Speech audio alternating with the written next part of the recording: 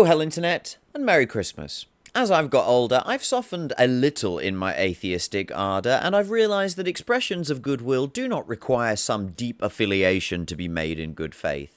Just to be clear for my part, that was always the primary reason that I would, for example, refuse to go to church on Christmas Day. I felt like a liar if I actually did go. That said, it was probably also some weird tribute to my late dad for a good long time. It's complicated. However, and in contrast to some formerly strident atheists, I still think it is important to say that Christianity, and Western monotheism more broadly, remains a political obstacle to the future of humanity. I am not convinced by all this talk of cultural Christianity and the Judeo-Christian tradition. As a disclaimer, I know I'm about to talk in terms of extreme dualities, and I know that the real world is sure to be orders of magnitude more nuanced than the narrative I am about to describe. Please consider this a performance of sorts, a pantomime, if you will. The term I use is monotheistic exceptionalism, and it has been an underlying motif of my channel. I understand the political and social benefits of Western monotheism. I would go as far as to say that I understand it better than many monotheists, and I understand what beauty can be seen in that tradition, especially at a festival time like Christmas. But I think it is equally clear that this tradition carries a fatal flaw: the ultimate necessary conviction in its moral rightness as a feature and not a bug. I am sure that many would disagree here, but I say that every monotheist is, in the final analysis, forced to commit against the existence of any other ideology, including other sects within its own cult. And on that note, Islam, Western monotheism; Imperial Russia, Western monotheism; communism, Western monotheism but with the state as God; wokeness, Western monotheism but with the individual experience as God. In case you missed that, when you hear talk of threats to the West, make no mistake, it is all talk about things that are explicitly Western in origin, with one partial exception in China, I suppose, and let's not sleep on India now. In the post-colonial era, monotheistic exceptionalism rears its head in the default sense of superiority that North America and Europe tend towards. They backfill from the glorious Western tradition and then declare themselves deductively, morally, and metaphysically coherent, as if there weren't at least 4 or 5 other continental cultural traditions with heritage at least as long or longer and a similar amount of scholarly depth.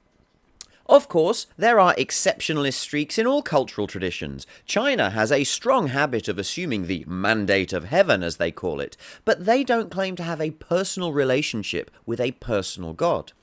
And maybe there is still something inherently useful about the Western tradition that we shouldn't lose, almost certainly, but the same will be true in balance for the Eastern tradition, and this is not being fully acknowledged in this culture war for political power as we see it in the West.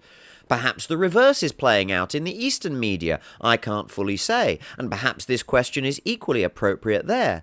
But somehow, I think it's going down rather differently, don't you?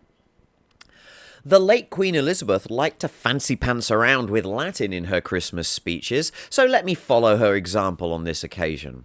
Ex Orient lux, ex Occident lex. Out of the East comes light, out of the West comes law. Personally, I think it would be better the other way round, but what do you think? Now, I don't speak Latin, but I do think that this is a quote as far as I can tell, but I've never been able to find it or a firm source for it, nor even how old it really is in reality. I think it does actually come from antiquity, but I'm really not sure. However, it is not difficult to see why this phrase is a bit of a winner. It has a poetic symmetry and an evocative atmosphere which Latin tends to embody. It speaks to grandiose ideas and great scale, and yet also balance. But is it true, metaphorically or otherwise?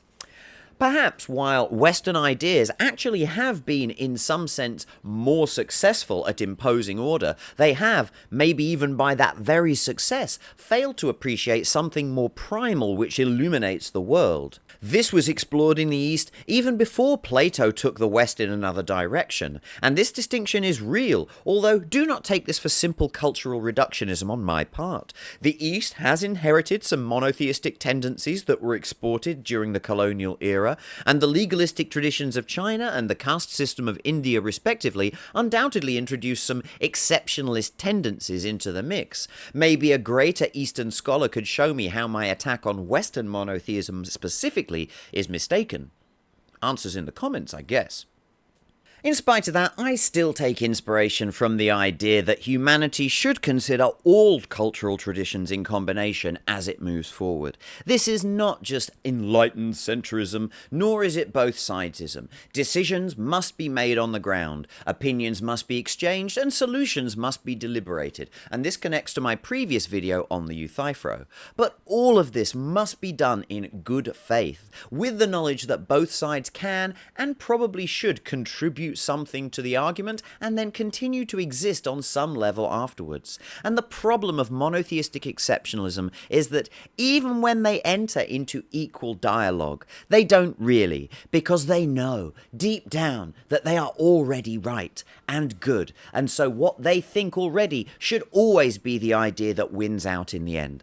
And I just don't know. That doesn't seem to me what Jesus was really all about, although I do admit that it is a plausible interpretation of what is written in his book. Merry Christmas, one and all. Peace on earth and goodwill to all men.